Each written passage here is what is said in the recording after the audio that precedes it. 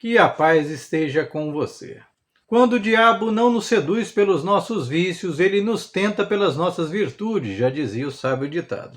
Há cerca de um mês, cerca de 300 cães e gatos foram retirados de um abrigo não regularizado no município de Valparaíso de Goiás após denúncias de maus-tratos feitas por vizinhos e levados para o centro de zoonoses do município, que, como qualquer município brasileiro, não tem estrutura física, financeira e técnica, nem de pessoal para dar conta de um súbito e enorme volume de animais levados para lá de uma hora para outra. Afinal, temos muitos políticos da causa animal, a maioria deles inclusive eleita a partir de sensacionalismo barato. Mas estamos muito longe de termos uma política efetiva para a causa animal que regra esse importante setor da sociedade.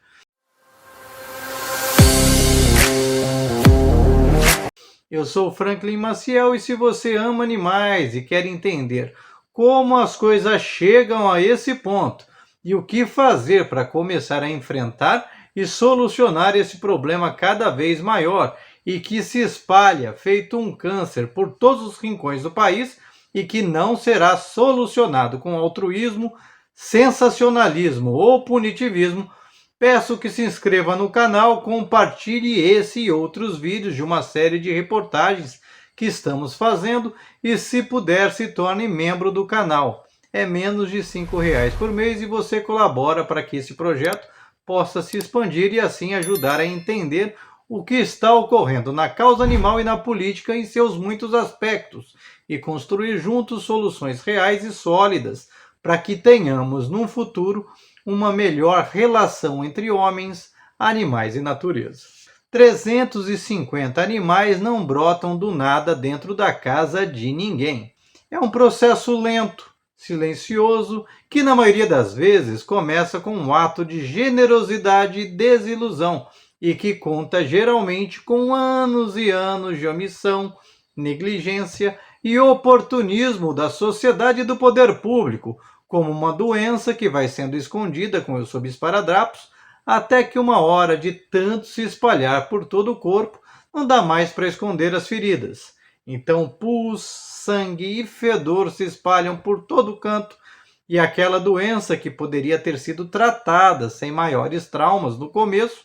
agora se torna uma tragédia onde, no máximo, se salvarão partes, sendo inevitáveis amputações se quisermos salvar ao menos um pedaço daquilo que um dia foi um ato de sincero amor voluntário. Dona Fátima, do gatil Luz Violeta, é uma alma boa. Daquelas raras que não se conformam diante desse conformismo e covardia de um mundo que aceita, produz e reproduz injustiças como se fossem causas naturais ou obras do destino. Daquelas que buscam na vida um significado para além do rótulo que nos é dado, no mundo que é cada um por si no seu quadrado, no seu lugar de fala, em gaiolas imaginárias formadas pelos costumes, pelas tradições, pelas condições, que oferecem um falso conforto em troca de submissão que estrangula a alma e a liberdade. Entretanto, não raro, essas lutas sucessivas acabam por gerar um certo ressentimento e desencanto para com a humanidade e sociedade, que passam a serem vistas não como solução, mas como um entrave, ao passo que, na contramão, animais, em especial animais domésticos, abandonados pelas ruas, passam a ser tratados como seres perfeitos, iluminados e inocentes, elevados a um panteão de divindades, e essa visão distorcida e alienada da realidade tende a se tornar uma bola de neve, tornando aquele ato de bondade original numa verdadeira prisão aos seus envolvidos, que se tornam cegos para qualquer situação racional que saia da comoção e do sentimentalismo. Foi assim que a compaixão para com alguns animais abandonados décadas atrás, pela falta de políticas públicas paralelas que as suportassem, criando uma porta giratória entre recolhimento, tratamento, reeducação e doação desses animais recolhidos, foi se tornando acúmulo, com o abrigo de Dona Fátima se tornando, sem que se desse conta, num depósito de animais, que à medida que iam chegando mais e mais, iam ocupando e sugando todos os cômodos, tendo tempo, recursos e, por fim, a vida de Dona Fátima. Após um tempo, sua vida se resumiu a passar dia e noite sem descanso em função dos animais. Já não tinha tempo nem recursos para cuidar sequer de si própria. Tudo virou em função dos cães e gatos. Nem sua cama era sua mais, mas um cantinho tipo coração de mãe, onde sempre cabe mais um.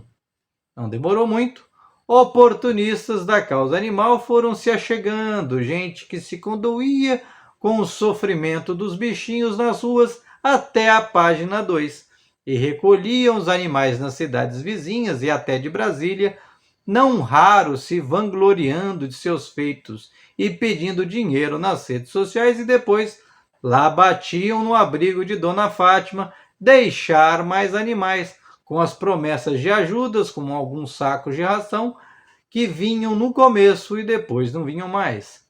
Os governos também faziam vistas grossas, pois cada animal despejado na porta do abrigo de Dona Fátima era um bicho a menos diante das vistas do público, tal o lixo que é recolhido nas portas das casas e ninguém se preocupa com seu destino até que aconteça uma greve de coletores e todo o lixo de uma semana se amontou em todo o canto da cidade.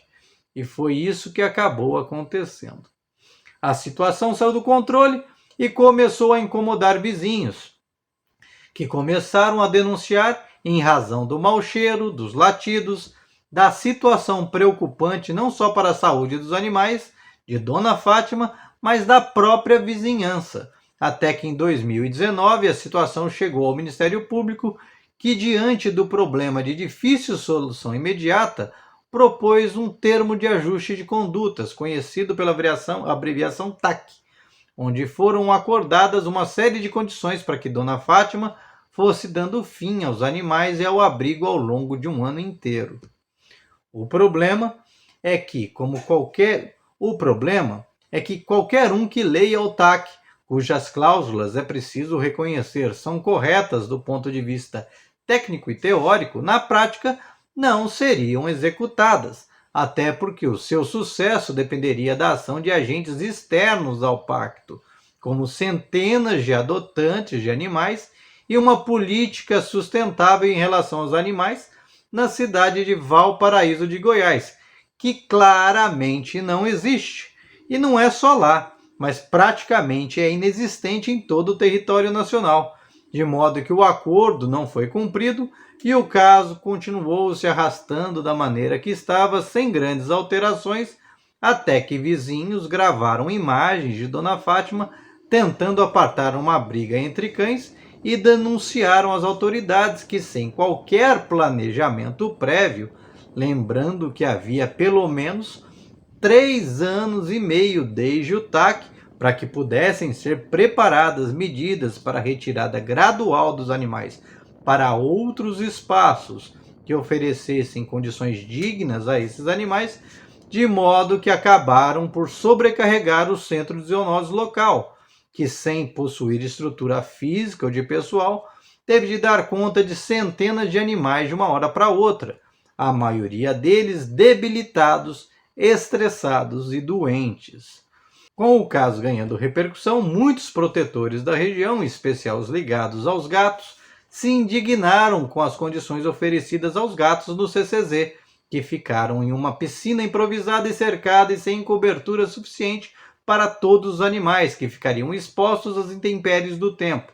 inclusive com vários animais vindo a óbito, se mobilizando, revezando e até adotando parte dos animais, sem se darem conta que boa parte dessas ações, no fundo, são paliativas e só servirão para espalhar o problema para vários lugares, com grande potencial de estarem engendrando novas Donas Fátimas, como uma hidra de Lerna, pois até o momento o caso não alertou essa comunidade ativa para se organizarem na cobrança e desenvolvimento de uma política pública séria em relação a abrigos, doação, funcionamento de ONGs, centros de zoonoses, canis, prevenção e educação da sociedade civil organizada, para lidar com a situação com regras claras que no médio e longo prazo evitem que novos abrigos se tornem depósitos de animais, por maior que seja a boa-fé de seus responsáveis, como claramente parece ser o caso de Dona Fátima e outros protetores envolvidos. O fato é que o número absurdo de animais abandonados no Brasil só tende a aumentar independente de ações sanitárias pontuais de castração e do punitivismo estúpido e pontual tido como regra pelos oportunistas da causa animal, como a famigerada Lei Sanção, que transformam essa situação social em caso de polícia, se todos os entes envolvidos, de donos de canis, ONGs, protetores, políticos, agentes públicos e afins, não entenderem que já passou da hora de todos se reunirem, colocando as diferenças e achismos de lado e agirem com pragmatismo no estabelecimento de regras claras, com metas executáveis e que nunca percam do horizonte que o alicerce de toda nova política requer uma nova cultura em relação aos animais que venha do esforço de conscientizar a todos na sociedade, de escolas, igrejas, associações e afins, com investimentos públicos, fiscalização e garantias, de modo que no futuro a exploração de acumuladores de boa fé, como Dona Fátima, deixe de ser regra para se tornar exceção. Também é importante ressaltar que problemas de interesse público só serão resolvidos pelo público e não individualmente. E por mais que você tenha boa fé, seu esforço individual nunca será suficiente se o interesse público, ou seja, de todos nós, não entender que chegou a hora de resolver essa situação. Senão você acaba caindo na velha demagogia da fábula do pássaro, que achando que estava fazendo a sua parte num incêndio na floresta, ia e voltava do rio com um pouco de água que cabia em seu bico. Faria diferença para conter o grande incêndio. Não fez nem fará. Apenas terminará queimado, como exemplo de teimosia de alguém que não entendeu que uma andorinha pode até anunciar a estação, mas não faz verão sozinha. Portanto, aprendamos antes a convencer mais andorinhas e outros bichos da fauna a ajudar a salvar a floresta, que não é só dela, mas de todos nós. Eu sou Franklin Maciel, compartilhe esse vídeo, deixe seu comentário, like ou dislike, se inscreva no canal.